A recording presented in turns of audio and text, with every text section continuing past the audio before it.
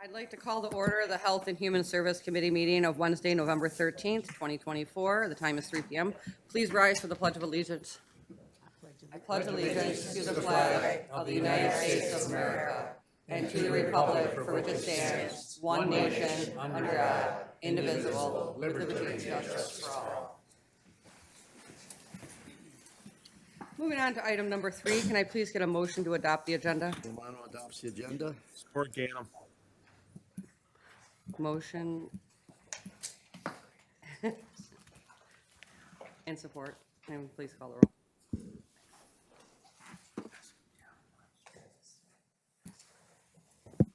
All right, moving on to item number 4. It's okay. Motion passes 12-0. Approval of the minutes. Can I get a motion to approve? Motion by Sylvia, supported by Van Sickle. Please vote.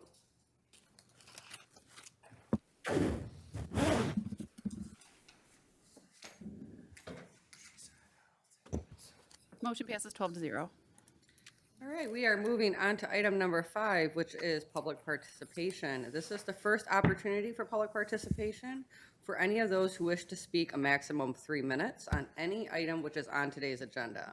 There will be a second opportunity at the end of the meeting, which you can speak on any issue. Does anyone wish to speak at this time?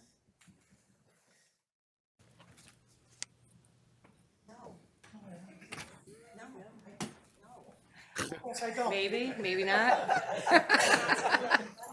Well, you sat back down, so we will close participation.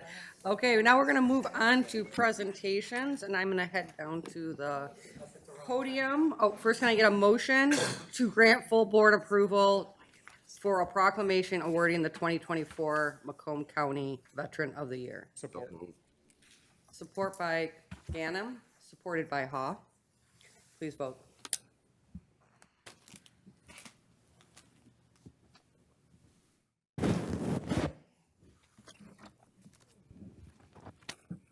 Motion passes 13-0.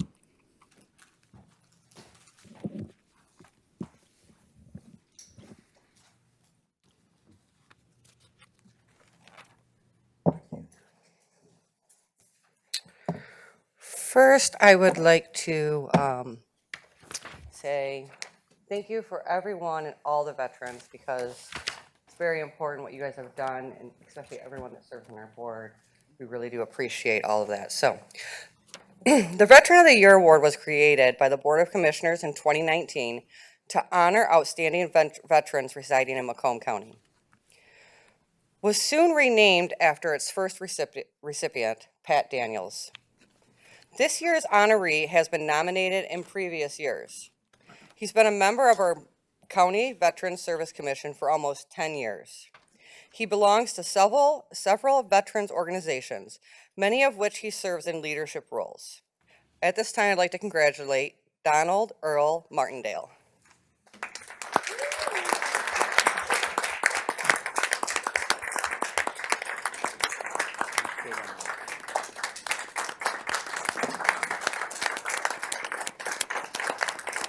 We also have a proclamation here for you, honoring everything that you do in Macomb County. We really do truly appreciate it. And I know Commissioner Ganem here wanted to be able to come down here today, but he's not feeling well, so thank you very much. Thank you. We really appreciate everything you do. And can we get a picture maybe with all of the board with him? Let's get that speech. No, you gotta go up there. Okay. Yeah, just like right there. And you, get over here. Get over here. Come on. Oh, Lord. Hold on, wait. That's better.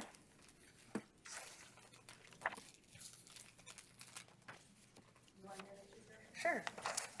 How about his wife and son? They're here. Yeah. Yeah. Yes. And Laura. And Laura. Yeah, you wanna go around, you can take one too. Touch Close everything. enough to staff. Might have 30 seconds to move. Mine's.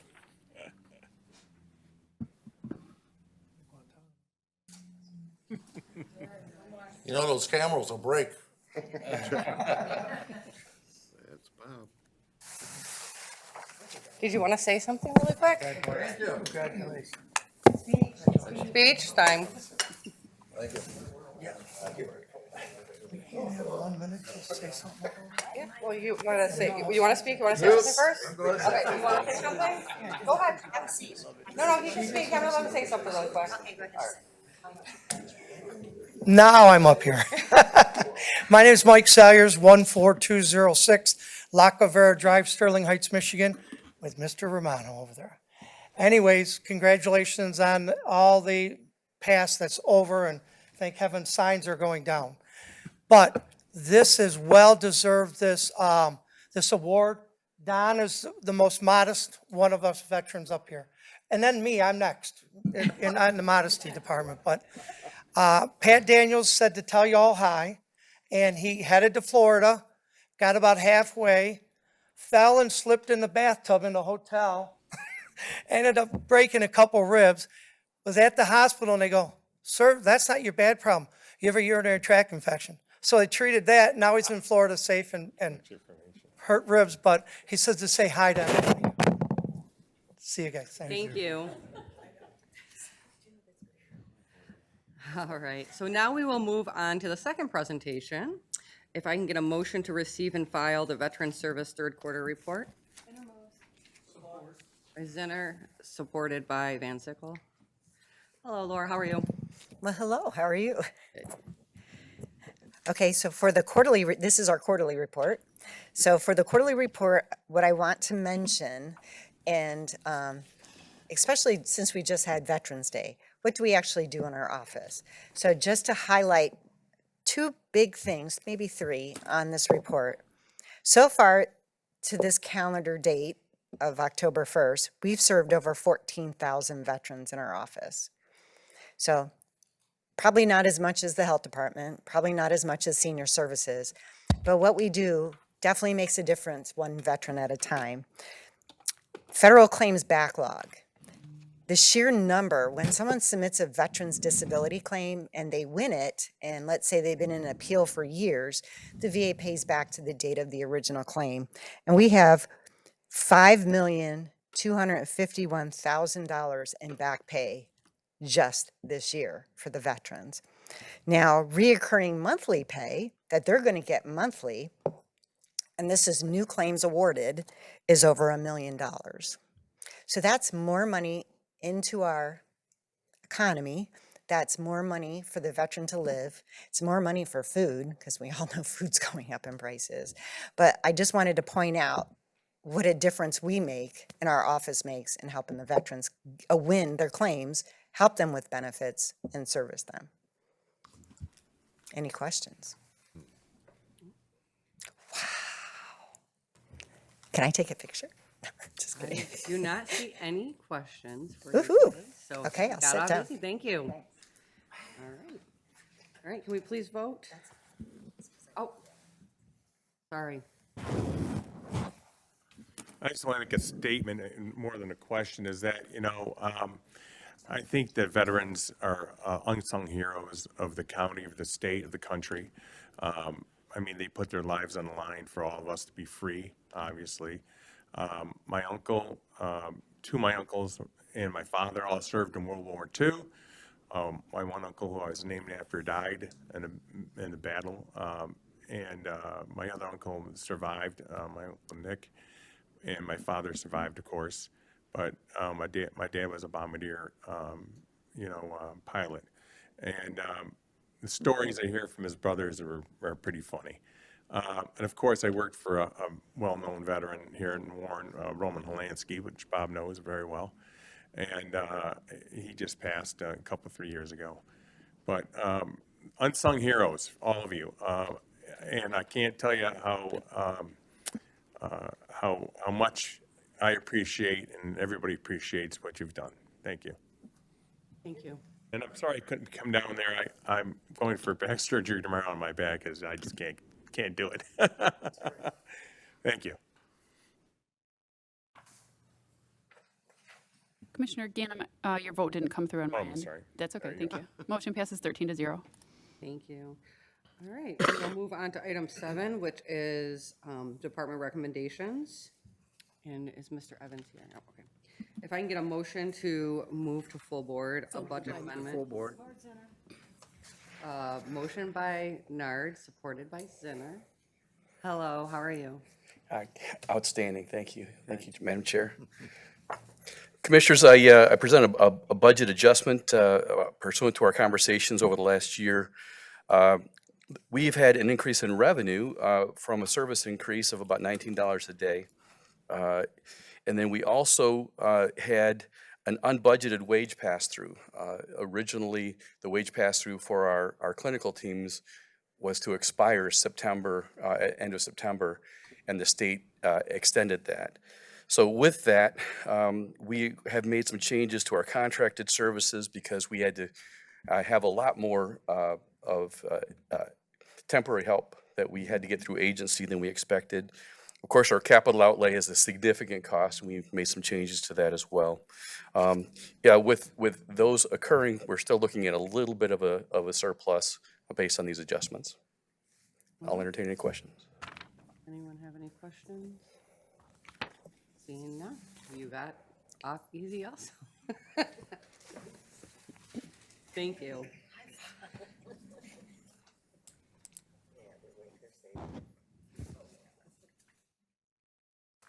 I'm just missing a few votes. If you could try the e-vote option if you didn't receive a vote. Motion passes 13-0. All right, moving on to budget reviews. Motion to receive and file 8A and 8B. Motion by Kraft, supported by Wallace. Please vote.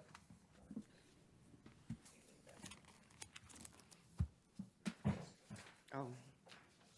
Does anyone have any questions about the budget reviews? Seeing none, can we please vote? Huh? I got nothing. Okay, we'll start with veteran services. Did she get our vote? 'Cause mine didn't come up. Mine said, mine didn't come up.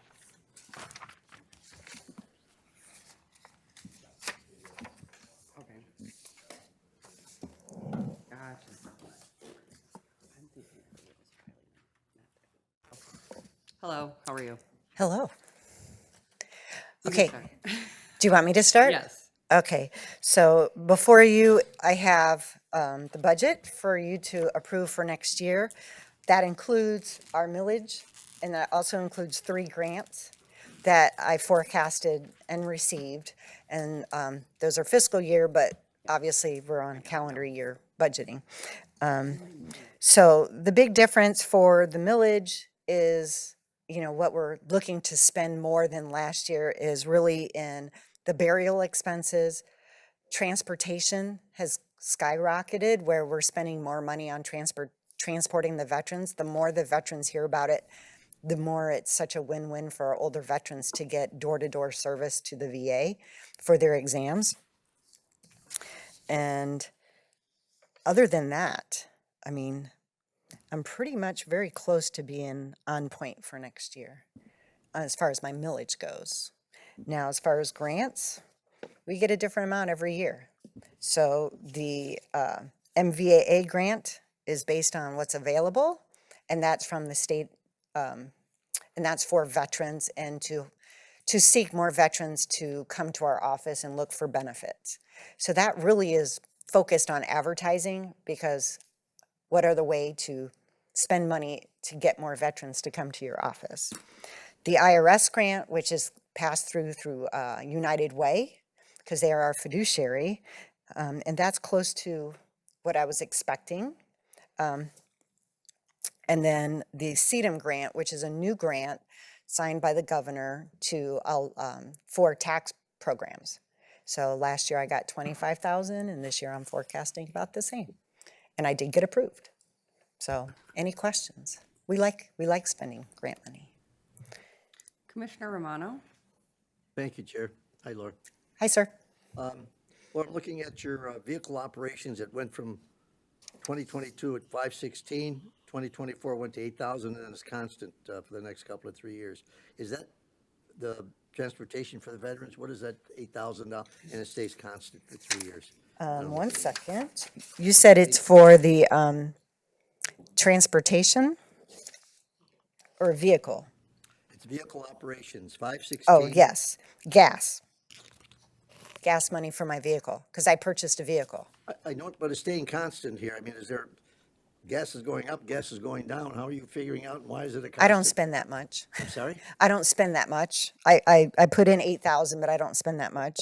When you look at what I've already spent, well, this is as of April. I didn't spend anything over the winter, but it's not even $1,000. So you really don't need the full $8,000, is that? No, no, but we don't know. Well, next year we're going to, our conference is going to be in Kentucky. So instead of flying to Kentucky, we're going to drive to Kentucky. And we're trying to drive to some of these conferences that are within, a 4-hour, 5-hour versus flying. So that's the goal, because we save money doing that. Absolutely. Okay, just wondered. Thank you so much. Thank you, Chair. Thank you. Commissioner Zinner. Thank you, Chair. I was wondering, when you said you could use help or whatever, in regard to transferring people and/or money for gas, is it you need more people to help transfer people? Oh, on the line item for budgeting, I have transportation, and it's called participant transportation. And actually, I give that to Macomb Community Action.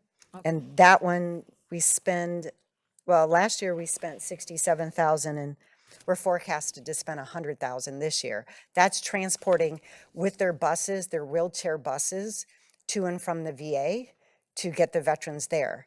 My vehicle transportation or my vehicle operation is just for my one vehicle in my office. So apparently you have enough people, or you're able to get enough people to get the veterans to where they need to go in a timely manner, considering their medical problem.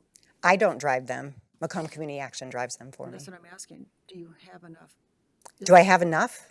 Yes. Is there enough? Well, I'm forecasting 100,000 this year. Hold on 1 second. And next year is 100,000. And if for some reason I don't have enough, I will do a budget adjustment and ask for some from the fund balance, if I have to go to the fund balance. So I'm talking about bodies, though.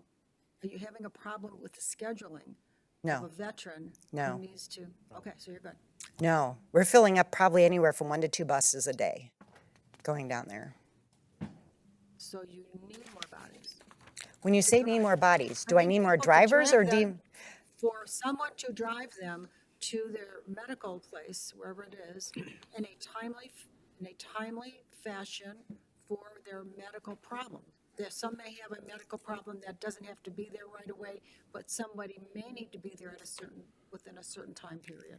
So our transportation works like this, where if the bus picks up multiple people, so it could be 4 people, 8 people, they pick up a group of folks, and depending if it's wheelchair or not wheelchairs, how many is going to go on that bus. And sometimes they bring their, as I say, their caregiver.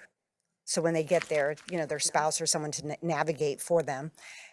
So that could be one bus. And most appointments don't start before 8 o'clock. So the goal is to pick up everybody, be there by 8 o'clock. And then the driver comes back at noon or after the last appointment. So if everybody's appointment's at 8 o'clock and everybody's done by 9 o'clock or 9:30 and they're at the bus, then the bus driver does that. But the bus driver actually gets all of their scheduled appointments. So he knows. And if they're not there when it's time to leave, he finds them. And he says, hey, okay, what's going on? Because sometimes a veteran will get admitted or have to go to urgent care. And that veteran surely didn't expect that just going to a routine doctor's appointment, because we provide routine transportation, not emergency transportation. So then the van comes back. And then VA hospital then works their magic to get him home. I don't think I got my question answered, but The drivers don't work for me. So the drivers actually work for Macomb Community Action, and they have multiple drivers. So if there's 2 drivers that go out a day, then there's 2 drivers that go out a day Okay, for the 2 buses. thank you, Chair. Yeah, Laura, I think that's what she was asking. She wanted to know if you guys needed more if Macomb Community Action needed more drivers. Like, did they have enough drivers to accommodate all of the I believe they requests? do. I believe they do. Okay, that's what she. They never brought that up to me, that they didn't have enough drivers and that they could only take 1 bus versus 2 bus. But I do know they are dispatching more than 1 bus at some times because we have that many veterans needing to go down there. Thank you. Does anyone else have any questions? No, seeing none. Thank you very much. Thank you. As always, thank you for everything you do. Thank We you. know you do a fantastic job over there, so. we And happy appreciate it. Veterans Day to our veterans. All right, and now we'll move on to Martha T. Berry, budget page E1, and we have Mr. Evans here again. Thank you again, Madam Chair. Thank you again, board members. Just a reminder on this, we are an enterprise fund, which means that that's okay, that's all right. My stuff's boring. You guys are the exciting stuff. Which means that the revenues that you see here are not appropriated from the county budget, but just in the interest of working together, transparency, we're required to submit annual budgets for transparency to the county commissioners, for those that are new here. From time to time, the county has helped us with the building, but based on a building use agreement and a joint operating agreement, no operational money is to come from the county proper. So this year's budget, we're budgeting a census of 210 based on our current census, which we're currently at 210 today, which I'm pleased to say is at 98%. The state is averaging 78% right now, so we're about 20% higher. The reason the challenges they have around the community and around our state is the same that's happening around the nation. The Great Resignation has caused a lot of facilities to reduce their ability to provide care because they can't get the staffing. We, on the other hand, are really doing a great job of recruiting, and that is because of us being a Class 3 facility. We are an employer of choice as well as a provider of choice, which puts us at that 98 percentile. I'm also pleased to say that we're 4-star all the way across the board.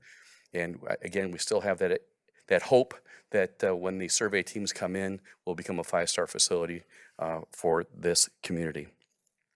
We do have other revenue that's based on reimbursement. For example, our quality numbers brings additional revenue in, and you'll see that reflected in our budget. We still have that state wage reimbursement, which was a really nice surprise and very helpful for our clinical team. This year, we expected our wages to be increased roughly 3% across the board. We did some adjustments, but essentially it's a little bit over 3%. We did get a hit of about 12% increase in health insurance. And of course, the OPEB is still there as a legacy expense.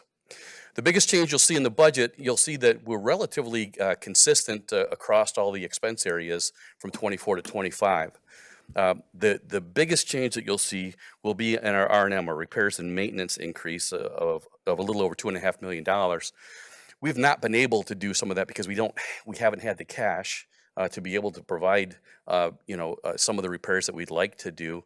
But we did get what they called an initial final settlement from the state. That's going to be shaking out a little bit. They're going to be taking some of that money back, but we hope to be able to use a good portion of that to catch up on some of the R&M that we've not been able to do. We also had a recent rule come down from the federal government that's requiring all elevators to be updated on their electronics, which will cost us roughly $250,000 per elevator. We have 5 of those to be able to do. We're going to see if we can get one of those done this next year, and a couple each of the next couple of years. That's the high level overview. I entertain any questions from the Commissioner commissioners. Gatham? Gus? Oh, I was in a reading. First of all, another unsung hero, taking care of the elderly. I mean, it's a tough job if everybody's taking care of their mother or father. It's just a tough job, and I applaud you for for doing it. And someday we all might be there, but hopefully never. But it's a great resource for the county, and it's great to see your budgets in line. And I'm happy. Thank you. Thank you, Commissioner. Commissioner Romano. Kevin, Yes, sir. again, congratulations on that dinner.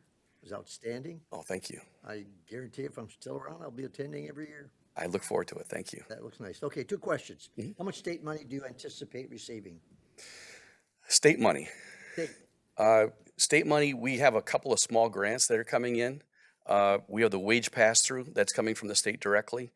I would probably want to, I got a round guess, it's probably right around 1.4 when we combine all those. I think that's about right. I'm sorry, I'm referring to, Right. Jeff Ostermeyer is my controller. So I have those numbers, but he has them better in his head than I do, so. So is he saying 1.4? Yes, 1.4. and that's, right, and that's fundamentally on a couple of small grants and mostly the wage pass-through that comes from the state. And Kev, can you give us maybe a little background? You're talking the $2.5 million in R&M. What are we talking about specifically that you need to have done? Of course.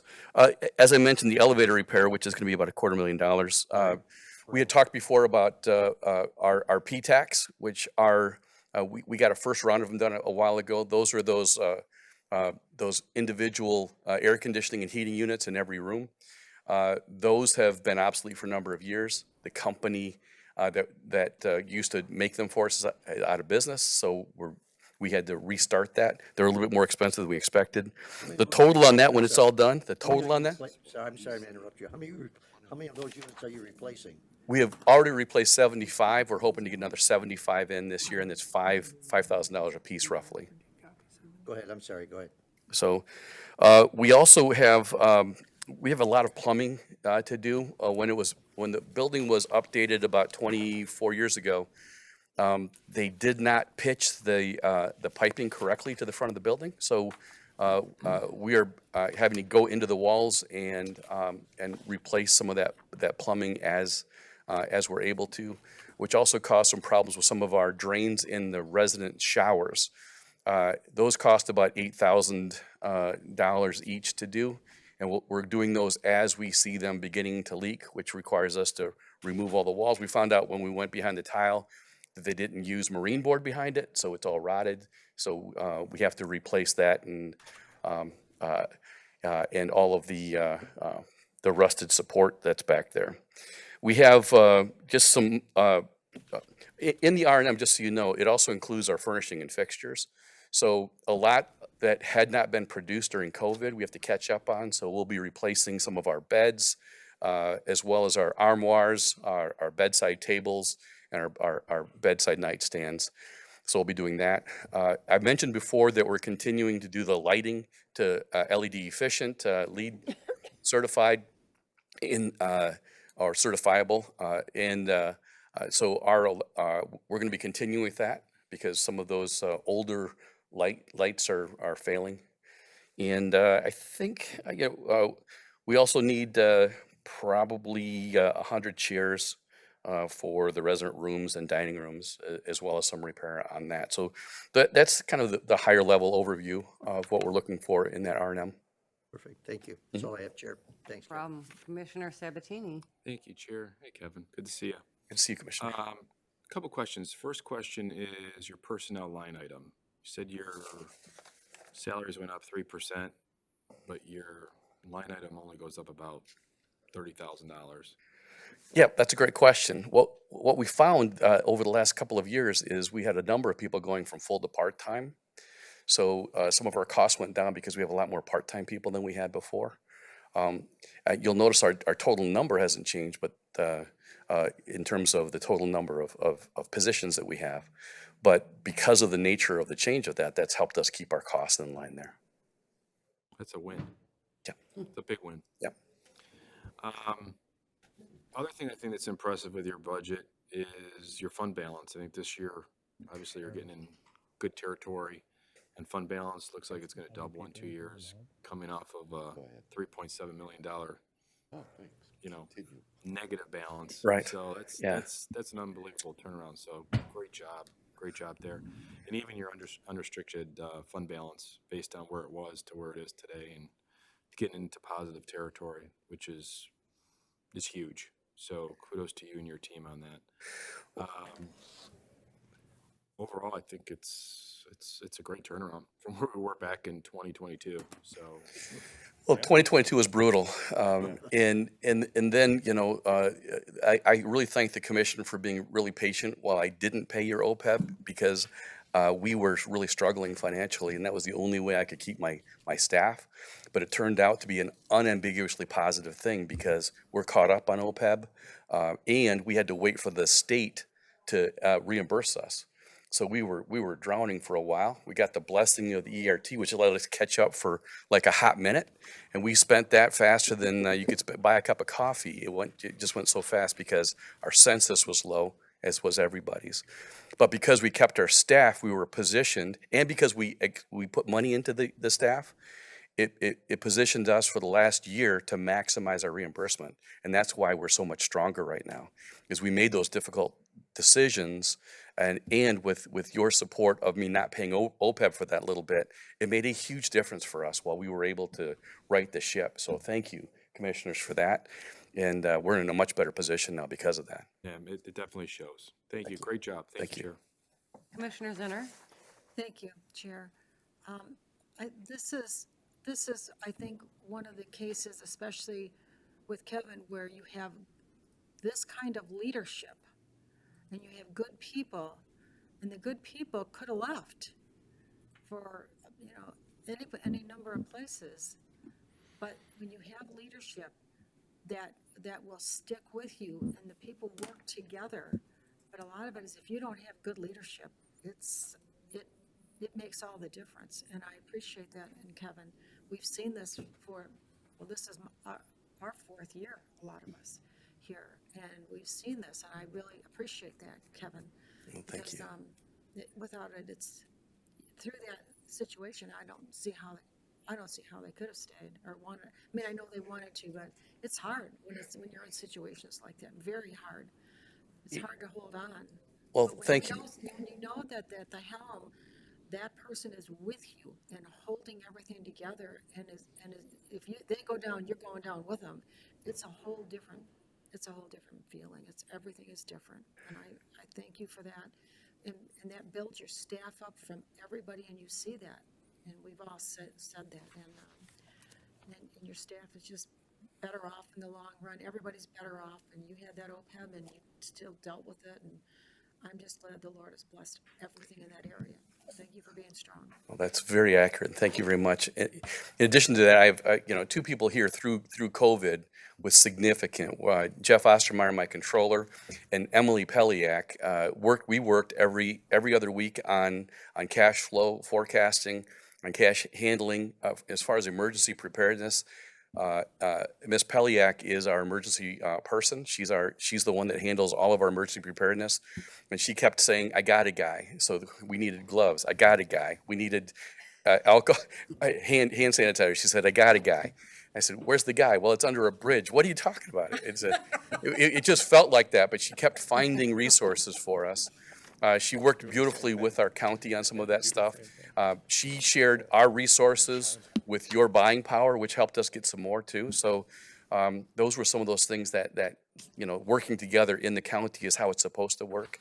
And I attribute to the great amount of our success during that time to Emily Peliak and Jeff Ostermeyer. So, and Kelly is here. She's my executive assistant. She keeps me on time and mostly sane. So making sure that Mostly. yes, that's probably the toughest job of the three. So What is your staffing level at right now? we have about 38 open positions. But right now what we find is we have the bottom churn. We got some great stability, but trying to get to our full staffing level, right now it is difficult to find quality people Right. that want to stay. Right now we have about 10% of the people that come in at the bottom are gone within 90 days to refile for unemployment. It's just a culture that some people are in that we kind of work our way through. So we're focusing on retention inside our facility, and we're also looking at internal equity, asking our team, who do you want to work shoulder to shoulder with that you know of that you'd want to invite over? So our benefits and our pay scales, we're looking at constantly on that to try and find a way to retain more and more so that turnover is reduced. And it's for the last couple of years, it's been quite successful. Yeah, I mean, I know like at other facilities, I mean, you're actually staffing at being at 88% or whatever your percentage is right now is actually pretty good. I mean, a lot of facilities are lower than that, so. Yes, Yeah. yeah. I know some people still have their wings closed because they can't provide care. Right. So, and we're still, again, we're still using agency. I'd prefer not to. But the nice thing about that we have is we have two things. We can predict our agency and we can select our agency. So we're getting some of the better people, being more consistent coming from those agencies because we've developed relationships with them too. And we also pay. So the agencies, agencies that work with us they worked with us through the dark times and they're really helpful to us. Well, I appreciate everything you do over there, and your budget, I think, looks good. Like Commissioner Sabatini said, we were happy to see that everything's going in the right direction, so thank you very much. And Thank I think you. that's all we have for you today. Very good, thank you. All right, can we please vote on items 8A and B?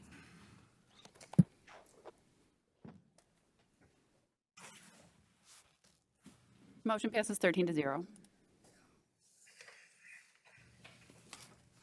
All right, moving on to public participation. This is a chance for anyone who wishes to speak on any item. Seeing none, we'll close public participation. Commissioner comments.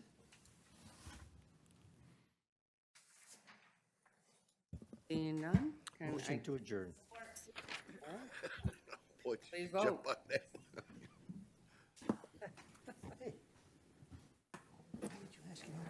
Motion passes 13-0.